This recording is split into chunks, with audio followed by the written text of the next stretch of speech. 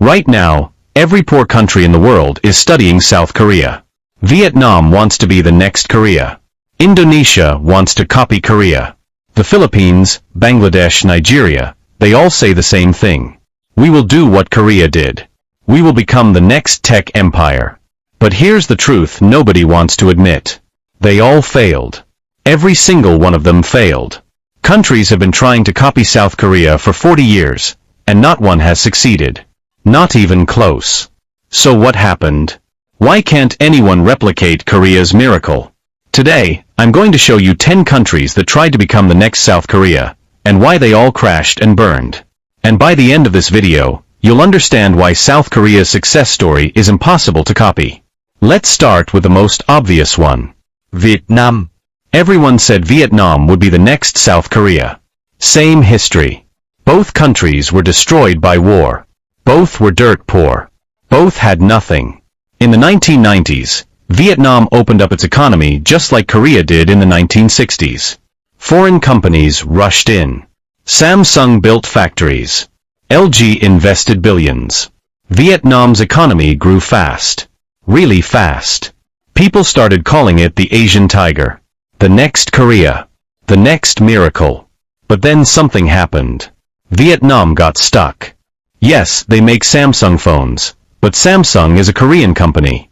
Yes, they assemble electronics, but the technology comes from Korea, Japan, and America. Vietnam became a factory for other countries, not a creator of technology. And here's the brutal truth. Vietnam's income per person is $4,000. South Korea's is $35,000.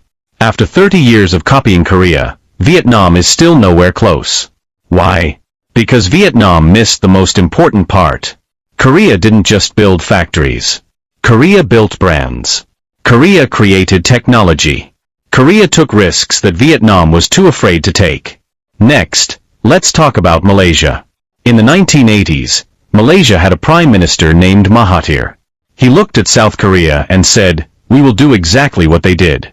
He called it the Look East policy. Copy Japan. Copy Korea. Become like them. Malaysia invested in electronics. They built factories.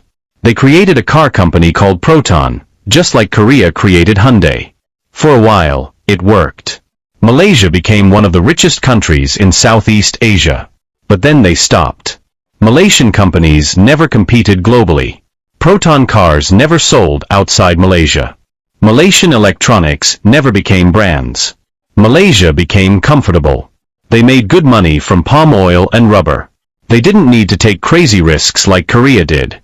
Today, Malaysia's income per person is $12,000. Korea's is 3 times higher.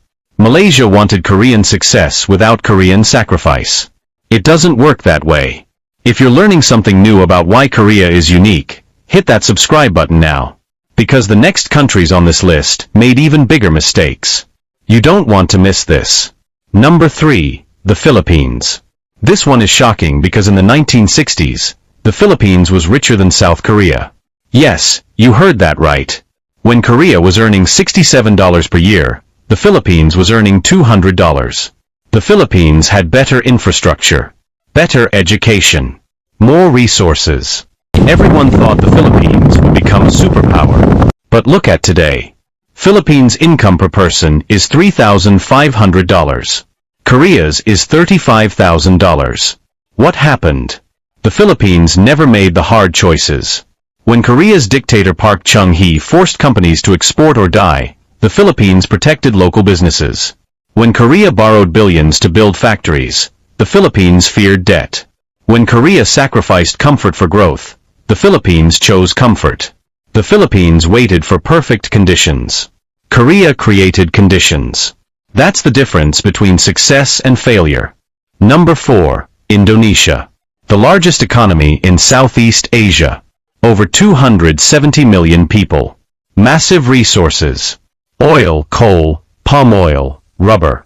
In the 1980s, Indonesia said they would industrialize like Korea. They built factories. They created state-owned companies. They invested in manufacturing. But Indonesia made one fatal mistake. They relied on natural resources instead of technology. When oil prices were high, Indonesia was happy. When prices dropped, the economy crashed. Korea had no natural resources, so they had no choice but to create value through technology and innovation. Today, Indonesia's income per person is $4,800. Korea's is 7 times higher. Indonesia wanted easy success. Korea chose the hard path. And that made all the difference. Number 5. Thailand. The land of smiles tried to smile their way to Korean success. In the 1990s, Thailand's economy was booming. They called it the Thai Tiger. Bangkok was becoming modern. Japanese and Korean companies built factories everywhere. Thailand was making cars, electronics, textiles. Everyone said Thailand would be the next Korea. But then 1997 happened. The Asian financial crisis destroyed Thailand's economy. And unlike Korea, Thailand never fully recovered. Why? Because Thai companies never owned the technology. They were just assemblers for Japanese and Korean brands. When the crisis hit, Thailand had nothing to fall back on. Today, Thailand's income per person is $7,200. Korea's is 5 times higher. Thailand wanted Korean results without Korean innovation. You can't assemble your way to greatness. Number 6. Brazil. Now let's leave Asia and talk about Brazil. In the 1970s, Brazil was called the country of the future. Huge population. Massive resources. Growing economy. Brazil looked at Korea and said, we can do better.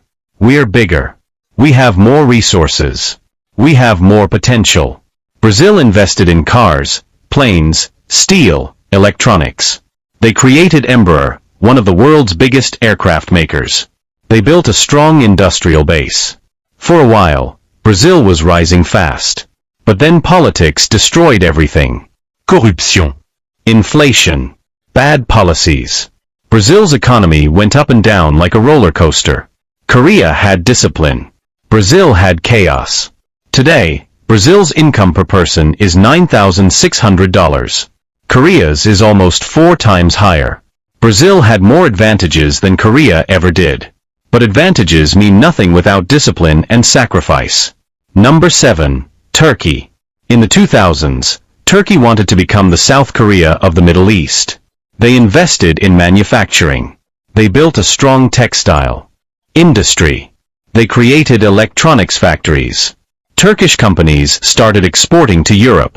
Turkey had a great location between Europe and Asia. Access to huge markets.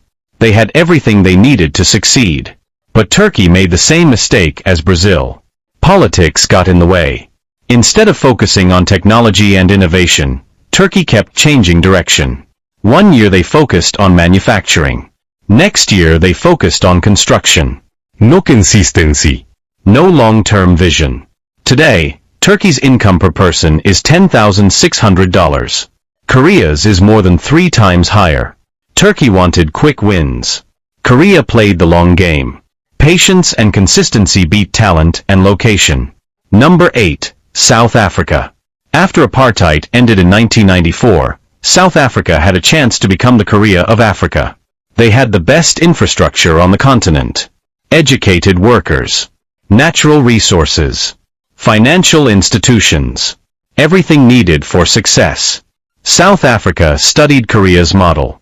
They tried to build manufacturing. They tried to create technology companies. But South Africa faced problems Korea never had. Crime. Corruption. Electricity shortages. Brain drain. The best South African engineers left for America and Europe. Today, South Africa's income per person is $7,000. Korea's is 5 times higher. South Africa had potential but couldn't create the stable environment that Korea built through sacrifice and discipline. Number 9. Bangladesh. The garment success story that stopped too soon. In the 1990s, Bangladesh became the world's second largest clothing exporter. Everyone said Bangladesh would be the next Korea. They were following the same path. Start with cheap manufacturing. Then move up to technology. But Bangladesh never moved up. They stayed stuck making cheap clothes for Western brands. Why? Because Bangladeshi companies never invested in their own brands. They never took risks. They were happy making small profits as subcontractors. Today, Bangladesh income per person is $2,500. Korea's is 14 times higher.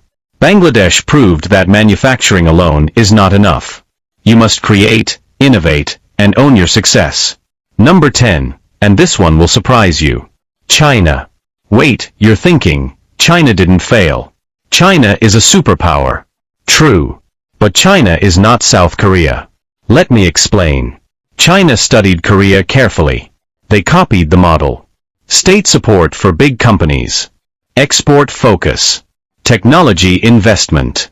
And it worked.